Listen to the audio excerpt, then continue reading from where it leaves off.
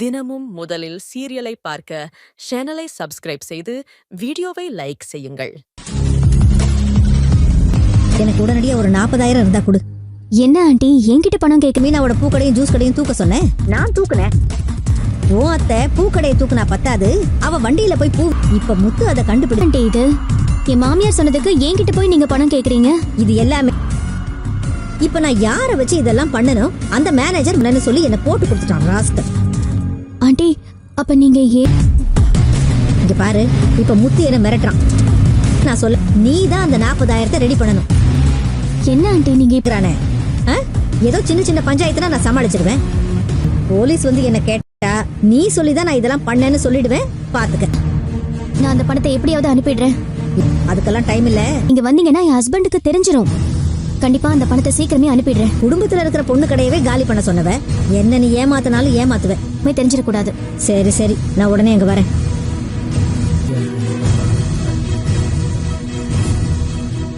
என்னாச்சு ரோகிணி, ஏன் ஒரு மாதிரியா இருக்க? உன்கிட்ட நான் ஏற்கனவே ஒன்னு சொல்லணும்னு இருந்தேன். கல்யாணத்துக்கு நாம என்ன பண்ணலாம்னு யோசிச்சுட்டு இருக்கேன். என்ன பண்ணலாம்னு நீயே சொல்ல. அவ்வளவுதானே? ஏன் ரோகிணி அப்படி பாக்குற? எனக்கு நகை போட்டிருக்கான்னு சொல்றேன், நீ 1000 ரூபாய். சரி, உன் ஃப்ரெண்டு கல்யாணமாச்சே, 1000 ரூபாய் மொய் வைக்கலாம்னு சொன்னேன். சரி விடு, நான் பாத்துக்கிறேன். என்கிட்ட இருக்கிற நகையை வித்து நான் அவளுக்கு பண்ணிக்கிறேன். பண்ணிருக்கா, நான் அவளுக்கு பண்ணலன்னா என்னதான் தப்பா நினைப்பான். நான் நகையை வைக்கிறேன். ரோகிணி ரோகிணி ரோகிணி ரோகிணி திரும்ப வா. அதெல்லாம் 50,000 ரூபாய் கொடு. 50,000 இருக்கா? நியாயப்படி பார்த்தா அதே அமௌண்ட் தான், கம்மியா தான் சொல்றேன். நீ இதை போய் அதிகம் சொல்லு. இப்பவே கொடு, நான் இன்னொரு 50,000 ரூபாய் ரெடி பண்ணிக்கிறேன். அப்புறம் அவளுக்கு வேற ஏதாச்சும்.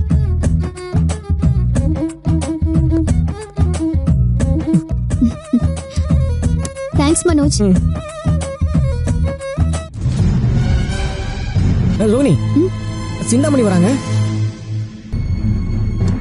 அதனாலதான் அவங்களே நேர்ல வந்திருக்காங்க. வரட்டும் மனோஜ், அதுக்குள்ள நீ ஏன் முடிவு பண்ற? டெஸ்ட் மாடல் ஃப்ரிட்ஜ்லாம் இருக்கு, கடை சொல்லவா?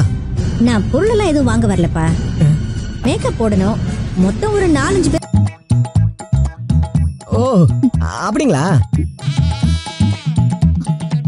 என்ன மனோஜ், எதுக்கு இப்ப தனியா கூட்டிட்டு 2 நிமிஷம் கூட ஆகல, அதுக்குள்ள சொல்லி காட்டுற? அதுக்கு இல்ல ரோகிணி, சிந்தாமல அதுக்கு அவங்க கிட்ட மினிமம் ஒரு 50,000 சார்ஜ் பண்ணிடு. அப்ப நான் உனக்கு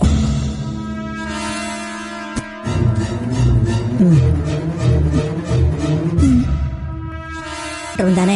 அவனுக்கு நிறைய இடத்துல பழக்கம் இருந்திருக்கு. ஆளுங்க எல்லாரையும் தெரிஞ்சு வச்சிருக்கான். அதான் திரும்பி வந்துருச்சு. நான் உங்ககிட்ட இந்த வேலையை சொன்னதுக்கு வேற யார்கிட்டயாவது சொல்லிருக்கலாம். இதுவே நீ வேற யார்கிட்டயாவது சொல்லியிருந்தேன்னு வெய்யே, அவங்க மாட்டின. ஆனா ஒண்ணு, அந்த மீனாவை நான் இதோட விட்டுருவேன்னு மட்டும் நினைக்காத.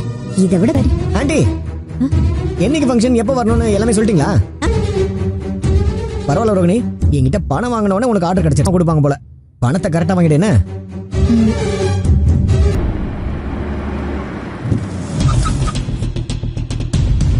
ஏடா தடி மாடுங்களா 3 பேரா? இவன் வந்து கேக்குறானே பணத்தை கொடுக்க சொல்றீங்க. ஒழுங்கா ஓடிடு, இல்லன்னா அவ்வளவுதான். அவன் அடிச்சு தூக்கி போறேன்னு சொல்லிட்டு நீ அடி வாங்கிட்டு வர.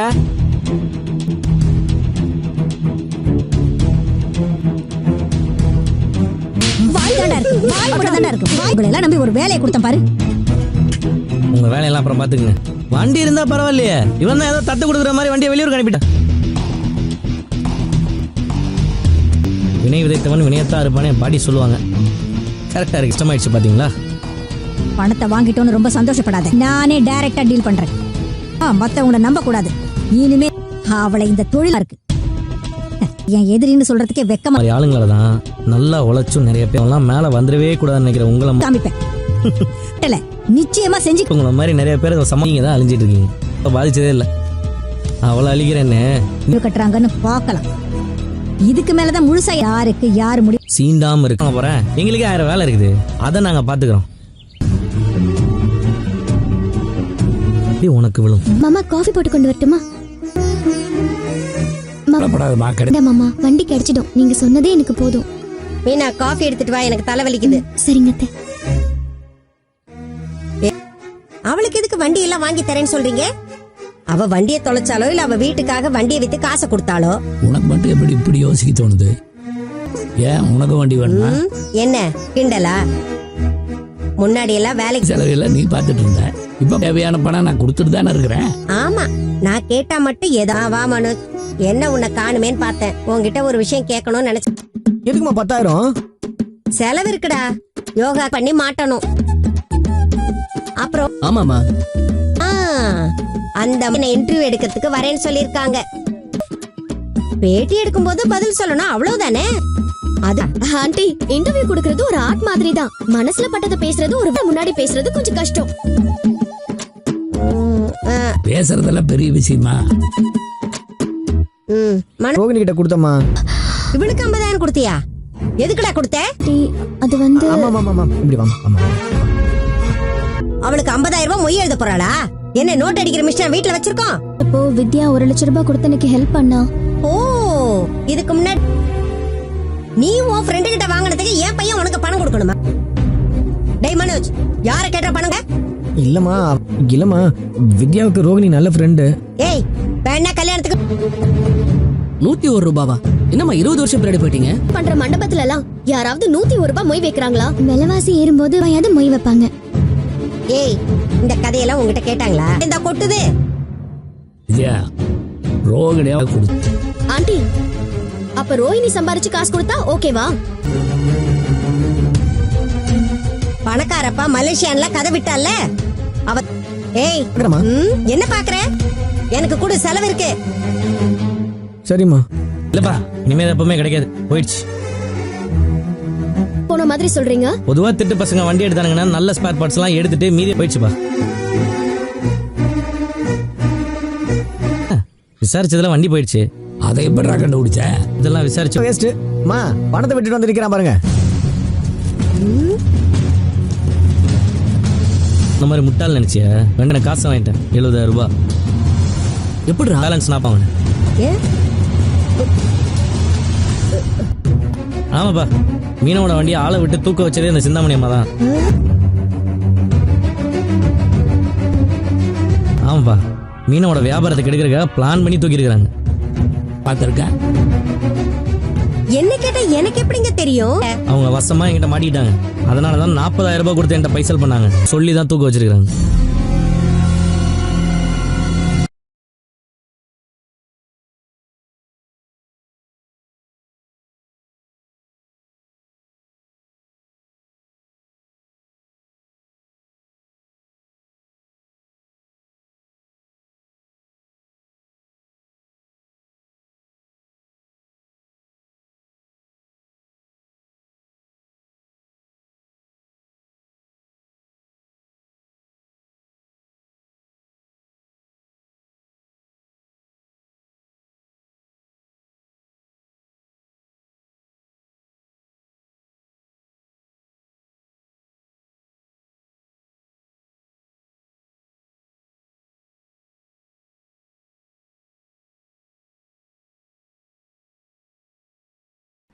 Hello, good morning friends, welcome to our channel. If you are new on our channel, please do subscribe to our channel.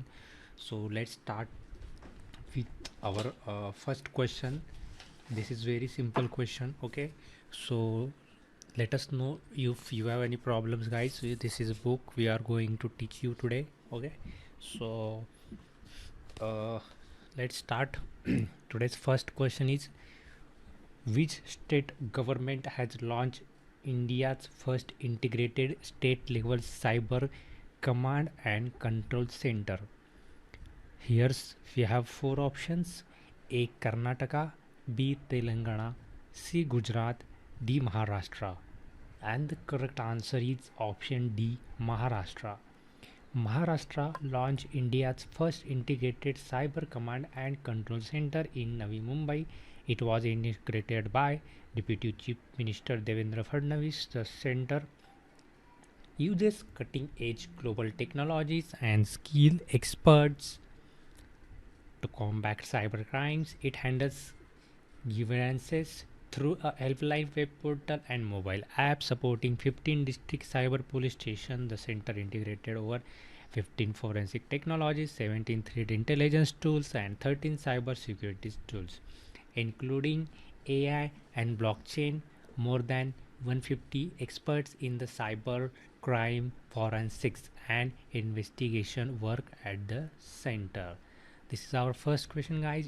If you have any doubt, please ask me in comment box. We are here to help you. So let's move to the second question. Serious Fraud Investigation Office SFIO, which was seen in the news, works under which ministry? A option is Ministry of Corporate Affairs, B Ministry of Defense, C Ministry of Science and Technology, D Ministry of Finance, and the correct answer is option A Ministry of Corporate Affairs.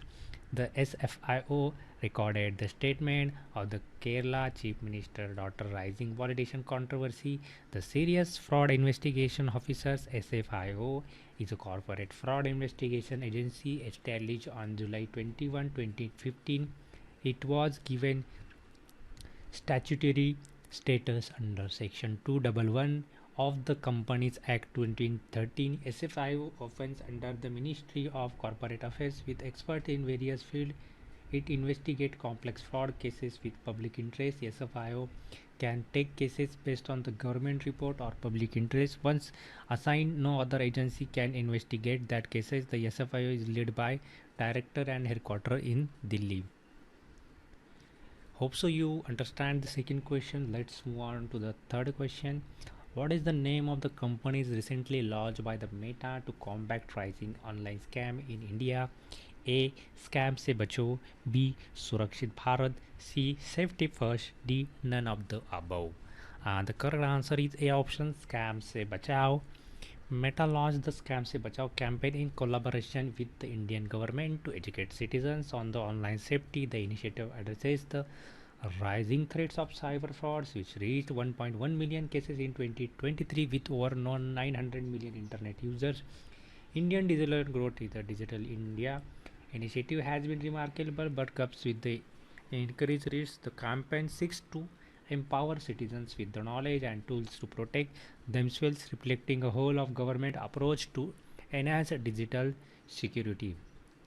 If you understand this question, let us know in the comment box. If you have any doubt, don't hesitate, just ask the doubts. Let's move to the first question. What is the name of the companies recently launched in India to raise awareness about the device dyslexia? A option is Act for Dyslexia, B Dyslexia Support Movement, C Learning Disabilities Initiative, D none of the above. And the correct answer is A option, Act for Dyslexia. Notes the Acts for Dyslexia campaign recently illuminated prominent monument in Delhi, including Rashtrapati Bhavan and Parliament, in red to raise awareness about the dyslexia. The initiative, supported by the UNESCO Mahatma Gandhi Institute of Education for Peace and Sustainable Development (MGIEP) and the Change Inc. Foundation, highlights the challenges faced by the individuals with the learning disabilities, affecting about 20% of the population. The campaign aims to foster understanding and inclusively while also dispelling myths surrounding dyslexia of characteristics as slow learn syndrome. Hope so guys you like the video. Let's move to the last question, and the last question is, which state government recently launched DIPAM 2.0 scheme to provide free gas cylinder to eligible families? A Andhra Pradesh, B Karnataka, C Maharashtra, D Kerala. And the correct answer is A Andhra Pradesh. Andhra Pradesh Chief Minister Chandrababu Naidu launched the DIPAM 2.0 scheme in Yudupuram, Srikakulam district as part of the Super 6 Promises initiative. The scheme aims to provide free gas cylinder to eligible families to enhance their quality of life. This initiative is part of broader effort to improve living conditions and promote clean cooking energy in households, thereby enhancing health and safety. The scheme also includes financial support for women, aiming to reduce their financial burdens and reliance on traditional cooking methods, ultimately fostering women empowerment in the state. Hit the like button, hit the subscribe button guys, and we will meet in the next video. Till then, bye bye and take care.